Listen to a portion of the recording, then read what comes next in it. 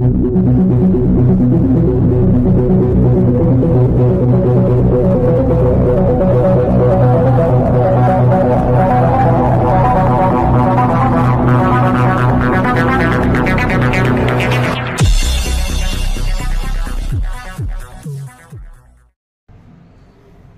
నమస్కారం. ఈరోజు తెలంగాణ రాష్ట్రంలో ఒకటే హాట్ టాపిక్.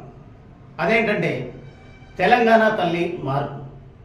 ఏంటిది అంటే గతంలో ఉన్నటువంటి బీఆర్ఎస్ ప్రభుత్వం ఏ విధంగా అయితే తెలంగాణ తల్లి ఆవిష్కరించి కవుల ద్వారా, కళాకారుల ద్వారా, కొంతమంది మేధావుల ద్వారా వాళ్ళ అందరి ఆలోచన విధానాన్ని తీసుకొని తెలంగాణ తల్లిని రూపొందించడం జరిగింది.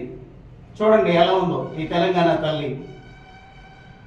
అంటే 10 సంవత్సరాలు బీఆర్ఎస్ ప్రభుత్వం అధికారంలో ఉన్నప్పుడు తెలంగాణ తల్లిని ఆరాధ్య దైవంగా తెలంగాణ ప్రజలందరూ భావించి ఉన్నప్పుడు రేవంత్ రెడ్డి గారు కొత్తగా ఈ తెలంగాణ తల్లిని ఆవిష్కరించారు.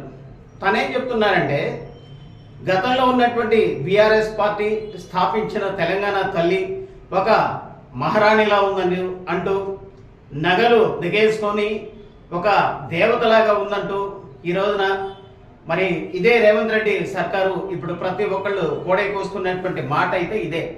అంటే వీళ్ళు రూపొందించినటువంటి ఈ తెలంగాణ తల్లి విగ్రహాన్ని మద్దతు కోరడానికి ప్రజలందరినీ ఈ విధంగా మభ్యపుచ్చి మాయ చేసి మాయ మాటలు చెప్తున్నారు అంటూ బీఆర్ఎస్ నాయకులని ఒక పక్క అంటున్నారు. ఇంకొక పక్క అసలు తెలంగాణ తల్లి అనేది సాధారణ మహిళగా ఉండాలి కాబట్టి ఈ విధంగా, అంటే తెలంగాణలో ఎక్కువ శాతం ఏవైతే పంటలు పండిస్తారో మొక్కజొన్న, కంకి, ఇవన్నీ కూడా దాన్ని సింపుల్గా పెట్టి ఇక్కడ తెలంగాణ తల్లిని రూపుదిద్దడం అనేది జరిగిందంటూ ఈరోజు గ్రాండ్గా మరి విగ్రహావిష్కరణ కూడా జరిగింది.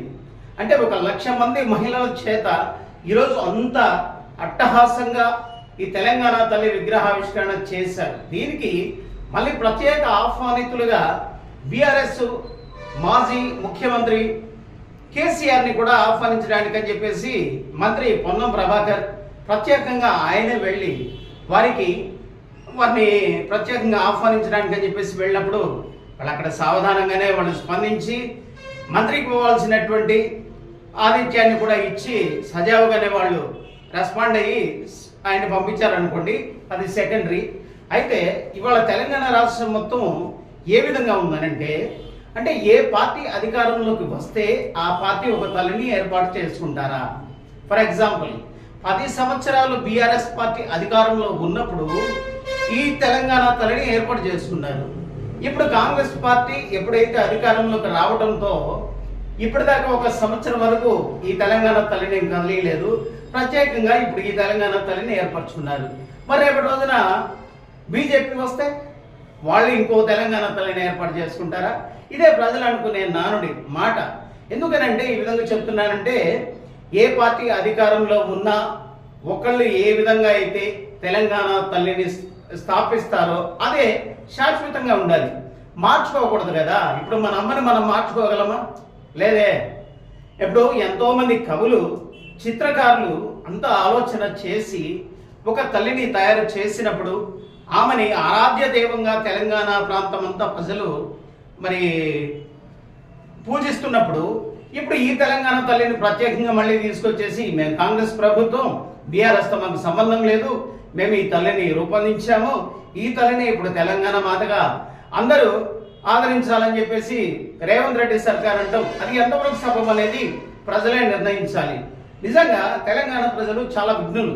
అంటే తప్పు చేస్తూనే కూడా దాన్ని సమర్థించుకుంటారు అని చెప్పేసి అందరూ అనుకుంటూ ఉంటారు. కానీ ఇంకొక విషయం ఏంటంటే, ఇక్కడ ఏ పార్టీ నాయకులైనా కానీ వారి సీఎంను కానివ్వండి, మంత్రులను కానివ్వండి, ఎమ్మెల్యేలను కానివ్వండి, ఎంపీలను కానివ్వండి కాపాడుకోవడం అనేది ఆ పార్టీ కార్యకర్తలకు ఉన్నటువంటి ప్రత్యేకమైన ఏమంటారు దాన్ని అలవాటుగా వస్తుందని చెప్పవచ్చు. కానీ ఇక్కడ కాంగ్రెస్ పార్టీ మాది 120 సంవత్సరాల చరిత్ర ఉన్న పార్టీ కాబట్టి మేము ఏది చెబితే అదే అంటూ రేవంత్ సర్కార్లో ఉన్నటువంటి ప్రతి ఒక్క ఎమ్మెల్యే, ఎంపీ, మంత్రి, మినిస్టర్ ప్రతి ఒక్కళ్ళు కూడా ఈ విధంగా ఒక మాట అనేది ప్రజల్లోకి బాగా పంపిస్తున్నారు.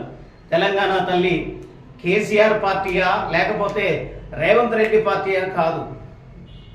3 కోట్ల మంది ఆరాధ్య దైవంగా కొలుచుకునే ఈ తెలంగాణ తల్లిని ఎవరు ఏ విధంగా కొలుసుకోవాలి, మాకు ఏ విగ్రహం కావాలి అనేది ఒక మాటగా అనుకొని ఒకే తెలంగాణ తల్లిని ఆరాధించాలి అనేవాళ్ళు ఎంతమంది ఉన్నారో ఈ ఛానల్ చూస్తున్నటువంటి ప్రతి ఒక్కళ్ళు కూడా మీ కామెంట్ తెలియచేయండి. ఎందుకంటే పీపుల్స్ మోటివేషన్ PM9 ఇది ప్రజల్ని చైతన్యవంతులను చేయడానికే ఈ ఛానల్. మీరు గుర్తుపెట్టుకోండి, తెలంగాణ తల్లి రేవంత్ రూపుదిద్దిన ఈ తెలంగాణ తల్లి లేకుంటే కేసీఆర్ రూపుదిద్దినటువంటి ఈ తెలంగాణ తల్లి అనేది మీరు చెప్పే సమాధానం మీద ఆధారపడి ఉంటుంది. Thank you very much.